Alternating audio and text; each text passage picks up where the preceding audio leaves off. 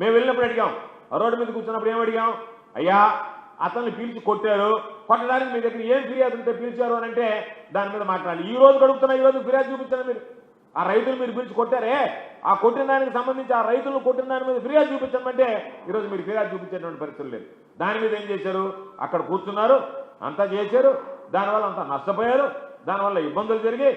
కాబట్టి ట్రాఫిక్ ఇబ్బందులు జరిగిందని ఎవరు ఇవ్వలే, పోలీసులే ఇచ్చారు. ఎవరు, పోలీస్ కానిస్టేబుల్ హోంగార్డుల దగ్గర ఒక కంప్లైంట్ తీసుకొని ఒక ఎఫ్ఐఆర్ కట్టారు, బాగానే ఉంది, దానివల్ల ఏదో నష్టం జరిగిందని.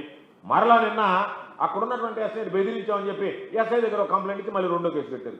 ఇప్పుడు ఐఏబీ ఆంధ్రప్రదేశ్ దగ్గర ఏ విధంగా అయితే 2 కేసులు కట్టారో, ఒక సంఘటనకు 2 కేసులు, మళ్ళీ నా మీద ఇంకొక కేసు పెట్టారు. కాబట్టి మీరు రైతుల విషయంలో రైతులను అడ్డుపెట్టి దోచుకోవడము, రైతుల పాప మీద అడిగితే అమాయక రైతులను తీసుకొచ్చి పోలీస్ స్టేషన్లో లాకప్లో వేసి కొట్టడము, వాళ్ళు ఏమయ్యా అని ప్రశ్నిస్తే వాళ్ళ మీద కేసులు పెట్టడము, దానికి అండగా ఉంటే మా మీద కేసులు పెట్టడం.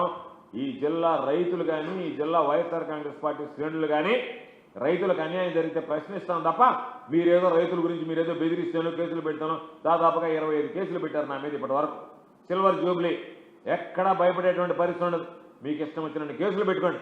మీకు చేతనైంది ఏంటంటే ప్రజలకు సేవ చేయడం చేత కాదు కాబట్టి ప్రభుత్వానికి ప్రశ్నించే వాడి మీద కేసులు పెట్టడం అలవాటు అవుతుంది. కాబట్టి మేము కేసులు పెడతామని భయపడతామంటే మీ బుడ్డా బెదిరింపులకు భయపడేటువంటి పిరికి వాళ్ళు ఎవ్వరు లేరనేటువంటి విషయాన్ని మీరు గుర్తుంచుకుంటే మంచిదని చెప్పి ఈ సందర్భంగా తెలియజేస్తున్నాం. కాబట్టి రైతులను ఈ విధంగా హింసించేటువంటి ప్రభుత్వం, కరెంటు కనెక్షన్ అయితే కొడతారు, ఆ విధంగా చూస్తే పనులు చూస్తే చేయనటువంటి పనులు దొంగ బిల్లులు చేసుకుంటారు.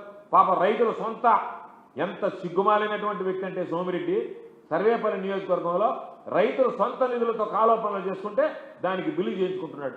నిన్న అందుకే పిల్లలు అడిగారు, ఎంగిలి మెతుకులతో సంతృప్తి పడుతున్నావు, ఎంగిలి మెతుకులు, జనాలు ఎంగిలి మెతుకులు తినేటువంటి వాడు ఉన్నవని. ఇది ఎంగిలి మెతుకులు తినకపోతే ఇంకేంటిది? రైతులు కాయా కష్టం చేసినటువంటి రైతు వాడి సొంత డబ్బులతో కాలువ పనులు చేస్తే నువ్వు బిల్లులు చేసుకుంటున్నావంటే ఆ రైతులు ఇసిరేసినటువంటి ఆ ఎంగిలి మెతుకులు, అన్నదాతలు ఇసిరేసినటువంటి ఎంగిలి మెతుకులు ఏరుకొని తినేటువంటి వాడు కాదా నువ్వు? ఇంతకన్నా దౌర్భాగ్యం ఎక్కడన్నా ఉంటుందా? ఇది అడిగిందంటో తప్పేమన్నా ఉందా? వాస్తవం కాదా? ఇది నిజం కాదా? ఈరోజు 14/5/2026 నేను తీసినటువంటిది ఐఏబీ సమావేశం ఎన్ని రోజులైంది జిల్లాలో? ఐఏబీ సమావేశం తర్వాత ఐఏబీ సమావేశంలో ఒక నిర్ణయం తీసుకుని నీళ్లు వదలాలంటే పక్కన ఉన్నటువంటి నియోజకవర్గాల్లో కాలువలు ఏ విధంగా శుభ్రం చేశారు అది చూపించా. ఈ నియోజకవర్గం దగ్గరికి వచ్చినప్పుడు కాలువలు ఏ విధంగా ఉన్నాయనేటువంటి దాని మీద ఈరోజు ఎవడన్నా అడిగేటువంటి వాడు లేడు. అంటే మీకు ఒకటే చెప్తున్నాను, గుర్తుపెట్టుకోండి, రైతులను తీవ్రంగా హింసించేటువంటి ప్రభుత్వానికి ఏ రోజు ఎన్నికలు వచ్చినా సరే రైతులు ఏ విధంగా బుద్ధి చెప్తారనేటువంటిది ఒక్కసారి మీకు చూస్తే అర్థమవుతుంది. కాబట్టి ఈరోజు పోలీస్ కేసులు పెట్టో మరొకటో భయపెట్టాలనుకుంటే జరిగేటువంటి పరిస్థితి కాదు.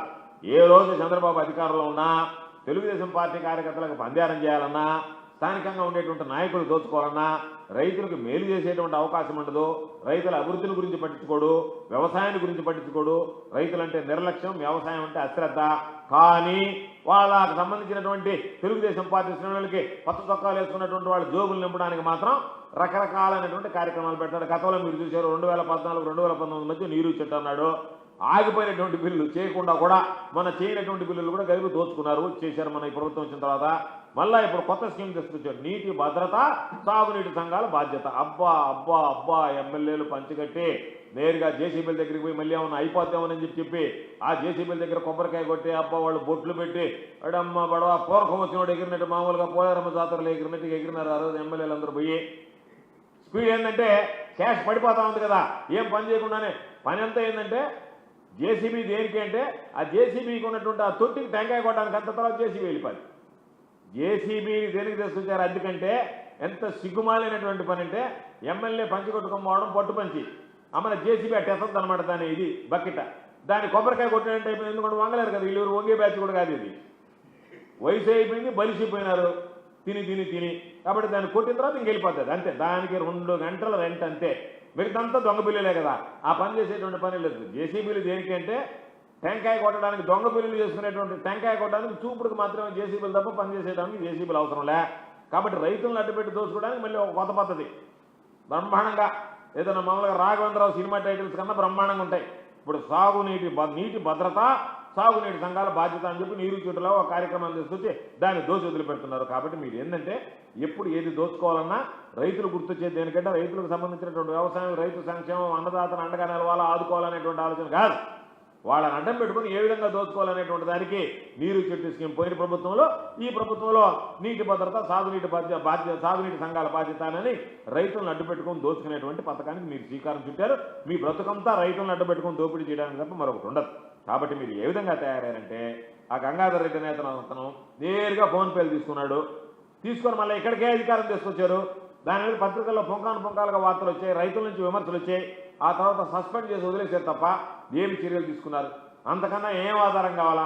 అసలు ఈ రాష్ట్రంలో ఏసీబీ అనేటువంటి వ్యవస్థ పనిచేస్తుందా? పనిచేస్తూ ఉంటే బాహాటంగా ఒక వ్యక్తి మీద ఎన్ని విమర్శలు వస్తే వాటికి ఆధారాలు కూడా ఫోన్పే ద్వారా నేరుగా లంచం తీసుకుంటే దాన్ని నియంత్రించేటువంటి పరిస్థితులు లేరు. నియంత్రించకపోగా బయటకు వచ్చినటువంటి వాస్తవాలను పెట్టి విచారణ చేసి చర్యలు తీసుకునేటువంటి పరిస్థితులు లేరు. కాబట్టి ఎంత సిగ్గుమాలినటువంటి ప్రభుత్వం అంటే చంద్రబాబు చెప్తాడు, గుడ్ గవర్నెన్స్ అంట, బ్రహ్మాండమైనటువంటి గవర్నెన్స్ అంట, ఎక్కడ ఉండదంట. నాకున్నటువంటి పరిపాలన అనుభవం, నా విజనరీ, నాకున్నంత బలము, నాకున్నటువంటి అనుభవం ఎక్కడ లేదు. నీ అనుభవం ఎందుకు?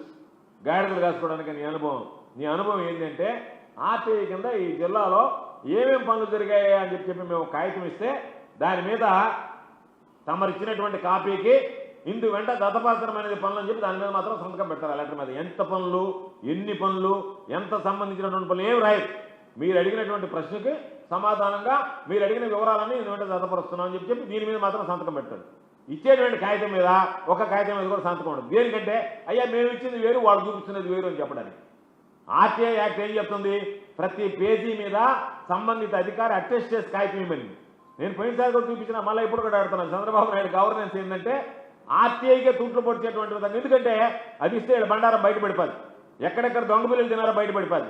కాబట్టి ఒక డి స్థాయి అధికారి ఎట్టబోతాడో ఏమైపోతాడో రేపు అసలు ఉంటాడా ఉండడా? పాపం ఈ జిల్లాలో ఉద్యోగం పోయినా పర్వాలేదు అనుకొని చేస్తున్నటువంటి తప్ప ఉద్యోగం ఉంటే పనిలే ఇష్టారాజ్యంగా వ్యవహరిస్తున్నాడు. సోమిరెడ్డి దేవుని రేపు బిషాన్ అయితే వెళ్ళిపోతాడు గుడిసి మీద చెప్పేసి ఎక్కడికో దగ్గరికి. నువ్వేడపోతావు? నువ్వేం చేస్తావు? నేను ఎవడు కాపాడుతాడు మిమ్మల్ని?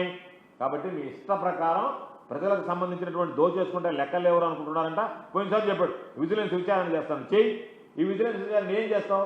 ఆ పనుల మీదనే ఇప్పుడు దగ్గర 4 బిల్లులు తినేసి ఉండవు నువ్వు. ప్రతి సీజన్కి ఒక బిల్లు. కాలువ పరిస్థితులు చూస్తే ఆ విధంగా ఉన్నాయి. ఏ విజిలెన్స్ విచారణ చేస్తారు విజిలెన్స్ వాళ్ళు వచ్చి? కాబట్టి విజిలెన్స్ విచారణ ఇప్పుడు కాదు జరిగేది, రేపు. ఈ ఆధారాలన్నీ దగ్గర పెట్టుకుంటున్నామే, ఎప్పటికప్పుడు ఫోటోలు తీసి పెట్టుకుంటున్నామే డేట్తో. ఆ ఫోటోలతో సహా మీరు చెప్తారే ఏ రోజు పని అగ్రిమెంట్ అయింది, ఏ రోజు పని చేసాం, ఏ రోజు బిల్లు పెట్టామని. ఆ మూటికి పోల్చినా కూడా ఏ రోజు తట్టడి మెట్టెత్తకుండా ఉండేటువంటి ఫోటోలు మా దగ్గర ఉంటాయే. గూగుల్ మ్యాప్లో ఉన్నటువంటి ఫోటోలు, లాంగిట్యూడ్స్, లాటిట్యూడ్స్, లొకేషన్తో సహా. వాటి మీద మీకు విచారణ జరగద్దే ఆ రోజు తెలుస్తుంది మీకు. అయ్యో వీళ్ళు ఇంత పకడ్బందీగా ఉన్నారా, ఇంత జాగ్రత్తగా ఉన్నారా, రైతులకు సంబంధించి మేము దోస్తే ఏదో చెప్పినట్టుగా పిల్లి కళ్ళు మూసుకొని పాలు తాగితే ఎవరు కనపడలేదు అనుకుంటున్నారేమో. ఖచ్చితంగా విచారణ ఏ విధంగా ఉంటుందో కూడా చూస్తారు, ఎంత పకడ్బందీగా ఉంటుందో చూస్తారు. ఇప్పుడున్నటువంటి విజిలెన్స్ లాగా జరగదు విచారణ. ఆ జరిగిన రోజు అబ్బా విచారణ అంటే ఇది కదా అని చెప్పి రైతులు కూడా ఆశ్చర్యపోయేటువంటి విధంగా విచారణ చేయిస్తాం. ఖచ్చితంగా పబ్లిక్ గ్రీవెన్స్ పెడతాం. రైతులందరినీ కూడా కలిపి ఎక్కడెక్కడ రైతులకు అన్యాయం జరుగుతుందో అధికారం లేకపోయినప్పుడు తిరుగుతాం. ఈ మధ్య నీళ్లు లేక పంటలు ఎండిపోతుంటే అక్కడికి వెళ్ళాం, మాట్లాడడం ఇదే పరిస్థితి. పాపం రైతులు సొంత డబ్బులు పెట్టుకుని ఆ కాలువలు చేస్తున్నారు. సిగ్గుమాలినటువంటి వాళ్ళు లెక్క చూస్తే దానికి అంతకన్నా ముందు దొంగ బిల్లులు తినేశారు పనులు చేయకుండా.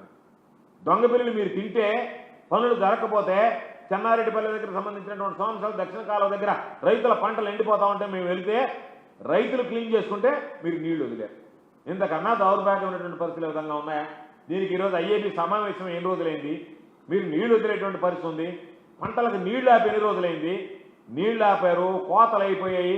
దాదాపుగా 2 నెలలు అయిపోయిన తర్వాత ఈరోజు నీళ్లు వదిలేటప్పటికి మీరు ఆ పరిస్థితి పెట్టుకుంటే ఈ పనులన్నీ ఇప్పుడు నవంబర్ 2025లో మంజూరైనటువంటి పనులు 14/5/2026లో నీళ్లు వదులుతుంటే ఈరోజు నీళ్లు వదిలేస్తారులే ఏదో ఒక విధంగా పోతాయని అనుకుంటుంటే ఈ ప్రాజెక్ట్ కెనాల్ చైర్మన్స్ ఏం చేస్తున్నారు, డిస్ట్రిబ్యూటర్ కెనాల్ చైర్మన్లు ఏం చేస్తున్నారు, వీళ్ళందరూ కలిసి ఏం చేస్తుంటే ఇప్పుడు వాటిలో నీళ్లు ఏ విధంగా పంపిస్తారు రైతాంగానికి?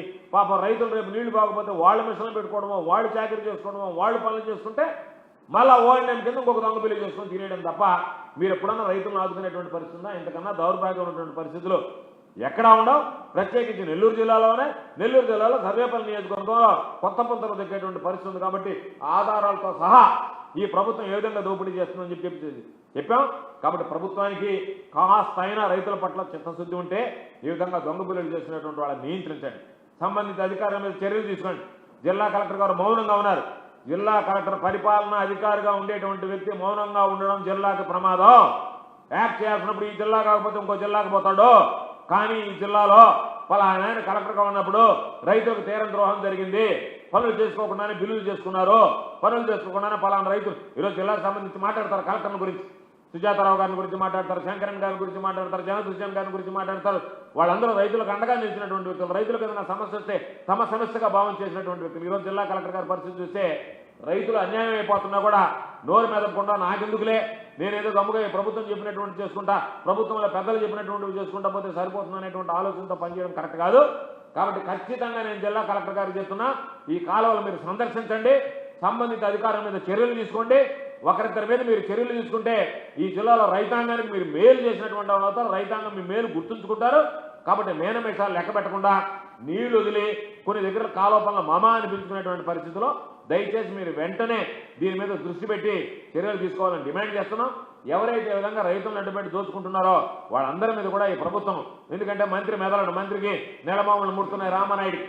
కాబట్టి రామానాయుడు డ్రామాలు ఆడుతున్నాడు తప్ప రైతుల గురించి పట్టించుకునేటువంటి లేదు. డ్రామాల నాయుడు అయిపోయాడు రామానాయుడు కాస్త. అందుకని ఆ డ్రామాల నాయుడు గురించి ఊరు పట్టించుకునే పరిస్థితులు లేరు. మామూలుగా మాట్లాడడం, డ్రామా ఆర్టిస్ట్ వచ్చినట్టుకు రావడం, కాసేపు డ్రామాలో రంజింపు చేయడం, వెళ్ళిపోవడం ఆయన పని అది. కాబట్టి రామానాయుడు డ్రామాలు ఆపి తీసుకునేటువంటి ముడుపులు ముట్టుకోకుండా రైతులకు సంబంధించి ఏదైనా మేలు చేయమని చెప్పి కోరుకుంటూ జిల్లా కలెక్టర్ గారిని అన్ని వ్యవహారాల మీద విచారణ జరపాలని డిమాండ్ చేస్తున్నాం. జిల్లా కలెక్టర్ గారు విచారణ జరిపి సంబంధిత అధికారుల మీద చర్యలు తీసుకోవాలని కూడా మేము కోరుతున్నాం.